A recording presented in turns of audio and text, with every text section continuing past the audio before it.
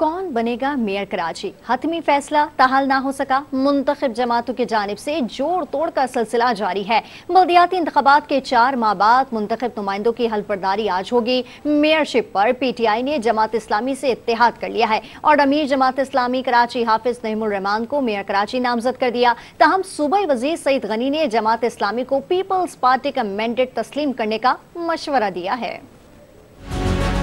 Karachi metropolitan corporation के mayor के लिए 184 नशिस्तें दरकार हैं। बल्दियाती ऐवान में पीपल्स पार्टी 155 नशिस्तें लेकर सबसे बड़ी जमात बनकर सामने आई। जमात इस्लामी 123 नशिस्तों के साथ दूसरे और तहरीक इंसाफ 63 नशिस्तों के साथ तीसरे नंबर पर है। मेयर कराची के मामले पर PTI का जमात इस्लामी से इत्तेहाद हो गया है। अमीर जमात इस्लामी कराची हाफिज नईम ने PTI की हिमायत पर शुक्रिया अदा किया। वजीर मेहनत सिंध सईद गनी ने जमात इस्लामी को पीपल्स पार्टी का मैंडेट तस्लीम करने का मशवरा दे दिया और कहा कि अगर जमात इस्लामी मेयर कराची के लिए अक्सरियत हासिल कर ले तो हमें कोई एतराज नहीं, अगरचे जमात इस्लामी को अक्सरियत मिलने का कोई इम्कान नहीं है। उधर PTI ने मेयरशिप के मरहले के इंतखाबात रोकने के लिए सिंध हाई कोर्ट से रुजू किया है। अदालत ने इलेक्शन कमीशन और दीगर को नोटिस जारी कर दिए।